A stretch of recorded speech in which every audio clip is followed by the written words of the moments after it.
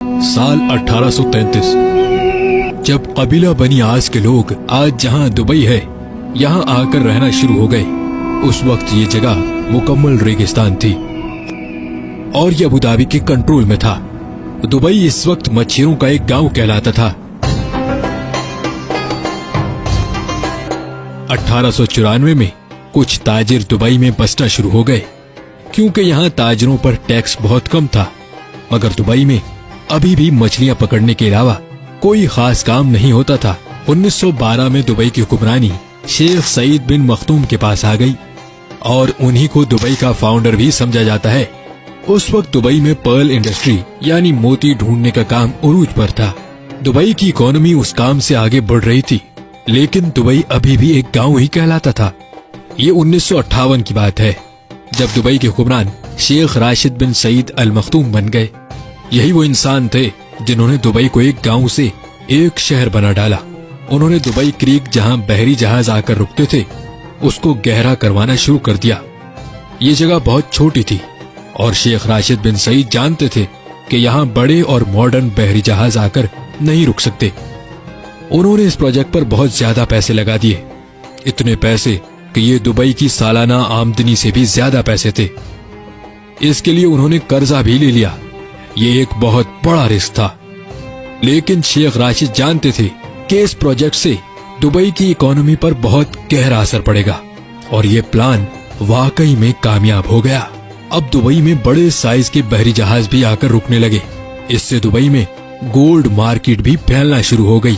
शेख राशिद अक्सर यूरोप और इंग्लैंड जाते रहते थे और ये वहाँ पर बनाए गए इंफ्रास्ट्रक्चर से बहुत मुतासिर थे, खास तौर पर लंदन से। उनको लंदन की सड़कें और वहाँ पर बनी हुई अंडरग्राउंड ट्रेन सिस्टम बहुत मुतासिर करता था। उनके दिल में भी ख्वाहिश थी कि दुबई एक दिन ऐसा ही मॉडर्न शहर बन जाए। शेख राशिद ने दुबई को एक शहर की शक्ल देना शुरू कर दी।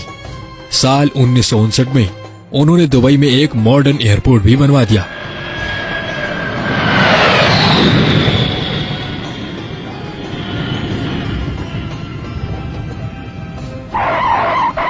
वो दुबई में बिजली की लाइंस, टेलीफोन सर्विसेज और पोर्ट्स वगैरह बनवा रहे थे।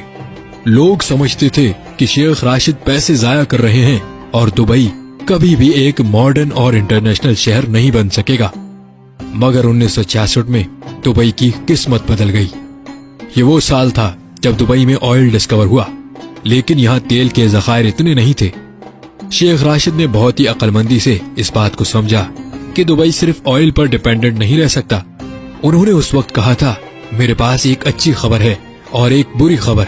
अच्छी खबर तो ये है कि दुबई में ऑयल डिस्कवर हो गया है और बुरी खबर ये है कि ये तेल बहुत थोड़ा है। इसीलिए उन्होंने ये तेल का इस्तेमाल करके दुबई में दूसरे प्रोजेक्ट्स बनाना शुरू कर दिए। उन्होंने दुनिया भर से बड़े बड़े इंजीनियर्स और आर्किटेक्चर्स को बुलवाकर दुबई को मजीद तामीर करवाना शुरू कर दिया। जैसा कि 1979 में दुबई में एक ऊंची बिल्डिंग बनाई गई, ऐसे कई प्रोजेक्ट्स दुबई में शुरू हो रहे थे। 1981 में शेख राशिद इस दुनिया से चले गए। अब जो दुबई के अमीर हैं शेख मोहम्मद बिन राशिद बिन अल मखदूम, ये उन्हीं के बेटे हैं।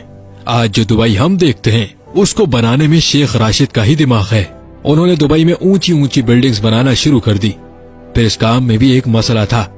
मसला ये था कि कच्ची मिट्टी पर इतनी बड़ी बिल्डिंग्स कैसे खड़ी की जाएं।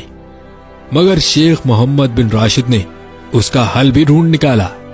शेख मोहम्मद बिन राशिद ने महसूस किया दुबई के अतराफ पहाड़ वी शेप में बने हुए हैं, यानी यहाँ जरूर कभी पानी मौजूद होगा जो पहाड़ों की शेप कटी हुई है। उन्होंने यहाँ ड्रिलिंग करवाई और वहाँ वाकई में पानी मौजूद था और यही पानी दुबई की ऊंची ऊंची बिल्डिंग्स खड़ा रखने में काम आया। जहाँ बाकी अरब ममालिक जो तेल की दौलत पर अपना मुल्क चलाते हैं, वहीं शेख मोहम्मद बिन राशिद जानते थे दुबई को तेल पर जिंदा नहीं रखा जा सकता। आज भी ऑयल दुबई की इकोनॉमी में सिर्फ 1% कंट्रीब्यूट करता है, बाकी 99% पैसा दुबई कारोबारी सरगर्मियों से कमाता है। शेख मोहम्मद बिन राशिद की विजनरी प्लानिंग और अक्लमंदी की ही वजह है कि दुबई इतना अमीर शहर है। उन्होंने दुबई में ऐसी ऐसी चीजें बनाना शुरू कर दी जिनकी वजह से पूरी दुनिया का ध्यान दुबई की तरफ होने लगा, जैसा कि दुनिया की सबसे ऊंची इमारत बुर्ज खलीफा, दुनिया के बड़े बड़े मॉल्स में से एक दुबई मॉल, आलीशान होटल्स और आर्टिफिशियल आइलैंड। दुबई की एयरलाइन एमिरेट्स एयरलाइन, ये दुनिया की बेहतरीन एयरलाइंस में से एक है। ये सारी अट्रैक्शंस थी जो लोगों को दुबई खींच कर लाती रही। दुबई में बहुत से फ्री जोन्स भी हैं, जहां हर किस्म की टैक्स छूट दी जाती है, जो दुनिया के बड़े बड़े बिजनेसमैन की तवज्जो अपनी तरफ खींचती है। ये फ्री जोन्स दुबई की इकोनॉमी का 20% हिस्सा बनते हैं, जहां तकरीबन 1.5 करोड़ के करीब लोग नौकरी करते हैं।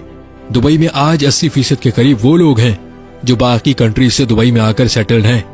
आज दुबई में वो लोग भी हैं जो मेहनत करके पैसे कमाकर अपने प्यारों को वापस घर पैसे भेजते हैं, और वो लोग भी हैं जिनके पास बहुत सा पैसा है। दुबई में हर वो सहूलत मौजूद है जो दुनिया के बड़े बड़े मिलियनर्स और बिलियनर्स को अपनी तरफ लाती है।